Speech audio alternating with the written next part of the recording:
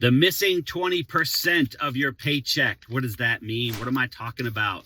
I'm talking about disability insurance. This is very important. If you're an employee or you're a benefits professional or you're a broker or consultant or advisor, you may know this, but I will tell you, when I bring this up, this concept I'm about to tell you, which is so important, it's about protecting your paycheck.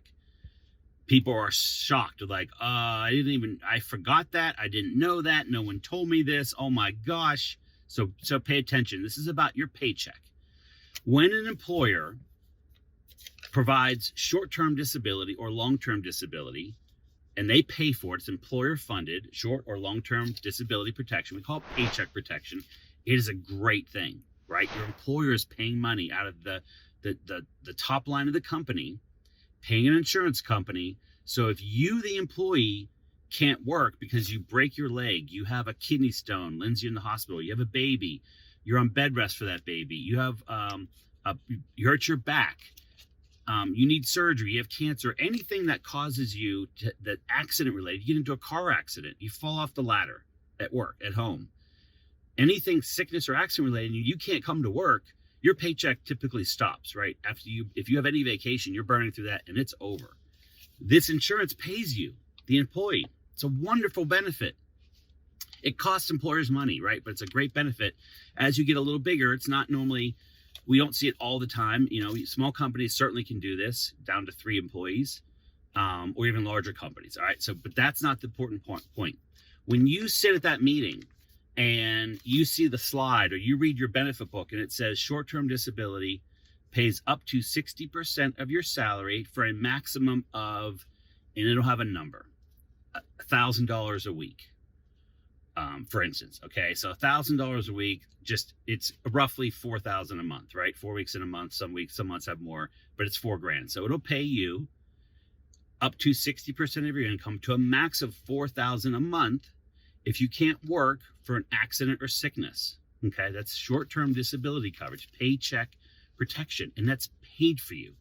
It can also be a voluntary benefit. So keep listening, even if you don't have this and you're like, I want that. We can offer it as a voluntary plan or an employer paid plan. Okay, that's not the important part. When your employer pays for it, most of the time they're using it, they're going to take a tax deduction. And I'm not a tax accountant, but I've been told by several people that are in the tax field that if the company takes as a tax deduction, when you get that money paid to you, so if I break my ankle and my employer has a short-term disability plan that kicks in after 7 days for an accident or 7 days for a sickness, and I'm laying in the hospital, day 8, bam, this thing kicks in, starts paying my paycheck up to $4,000 a month. All right. But I'm going to be taxed on that money. So I'm going to take off 20% of the money that I think is coming in. So if I thought I was getting 60%, how much am I really getting? 40%. 40%. Not 60. You will either be taxed when they send you the check, and you'll be like, where's the rest? Where's the $1,000 a week? I thought, you're only giving me $800 a week. Where's my $1,000 a week? Or they're going to say, we're going to give you the full amount, but you're going to have to owe taxes later. This shocks people because in that moment when I'm in the hospital and I file that claim and I start hearing even language of, do you want me to take taxes out now or later? I'm on the phone and I'm like, what taxes? Yes, this is a taxable event. So what does that mean? That means we're going to send you $800, not $1,000 every week.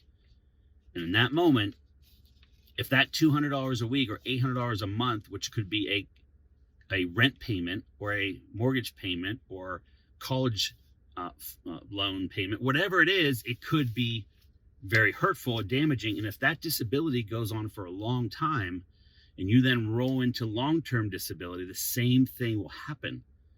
Now, the limit may go up for you, but they're still going to tax it.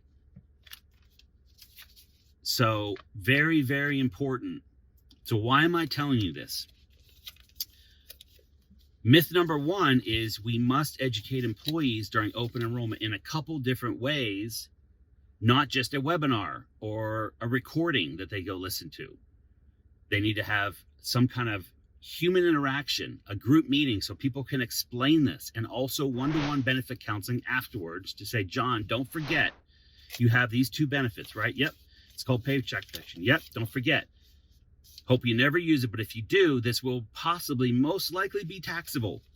Oh, really? I didn't know that. Yes. So you might want to, myth number 2 or piece number 2, buy supplemental disability coverage. Your employer is offering on payroll the ability for you to add in supplement and add another 20% in that gap, right? So from here, I can then buy a little bit more insurance, this piece right here, out of my pocket, the employee. I do it on a post-tax basis. So when I get my money, this extra $200 a week comes to me tax-free. So now I'm truly getting 60% of my income. That is huge. So few companies I've seen in 17 years have offered supplemental disability coverage. They offer supplemental medical coverage. What's that? Accident plans, cancer, critical illness, right? If you have Medicare, do you have supplemental plans to help with Medicare, what it doesn't cover? Yes.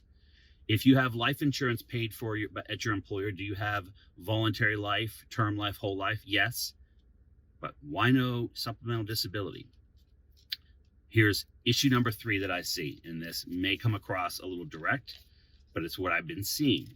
I hear business owners say, I don't want to have their whole paycheck covered because I don't want them to stay out of work longer than they should. I want them to get back to work.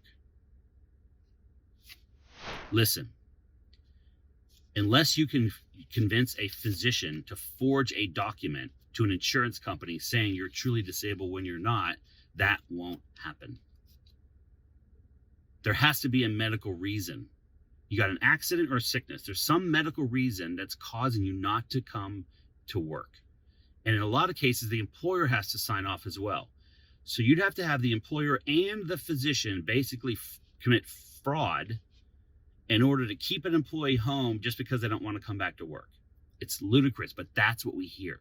The second thing is, let's assume that's true for just 1 minute. Do you really want an employee coming back to work early who's not ready to come back because they're financially constrained? And so they come on the job stressed out financially because they're in a hole already, because they've been off work, not getting the full disability payment. So they're already stressed financially. They come back to work, maybe not physically ready. They get in your company truck because you're an HVAC company or a plumber or electrician or whatever it is, and they get into an accident and they kill somebody because they were not paying attention. They're overly tired. They're not ready to get back. Do you really want that scenario? Or they're at your office and they fall down the steps and they hurt themselves, and now it's a workers' comp claim when it started as something that happened on the weekend. You see what I'm saying? It's ludicrous thinking that that's the reason. So if you're an employee benefit broker, consultant, advisor, please, when you hear that from an employer, and I'm an employer, I have employees and I have benefits. If I were to ever say that to you, please have some courage and say, you know what, John, I can see how you might feel that would be the case, but can I take a moment and just explain to you why that's not going to happen? Yeah.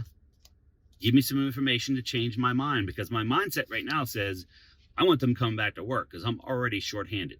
So yeah, I'm open to tell me, educate me in a different way. Then educate them. And most people, when you educate them with the facts, they will say, wow, I didn't think about it that way. I didn't know that the physician had to sign off. We know that in insurance, but not everyone else knows that.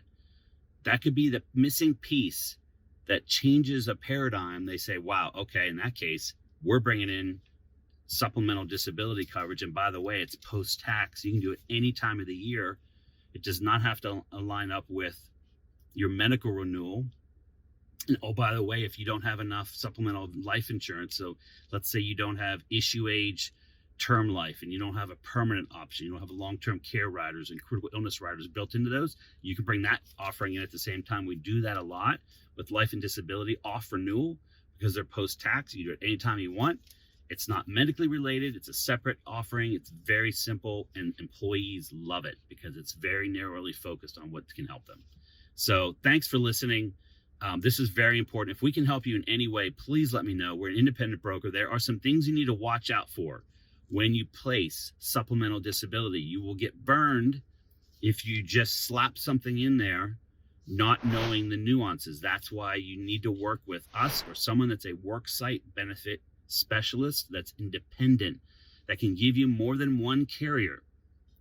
Don't just go to your favorite carrier rep that's your neighbor at the YMCA, or that's your friend at the coffee shop. You might want to talk to someone that has perspective on different carriers so that you're not being given information that's one-sided. So hope this helps. Thanks for listening. I'm very passionate about this, and I hope this was valuable. Please let me know if you thought it was or if it wasn't. And I just want to provide some great value and content for people of things that are really going on right now in the workplace. Thanks so much. Have a great day.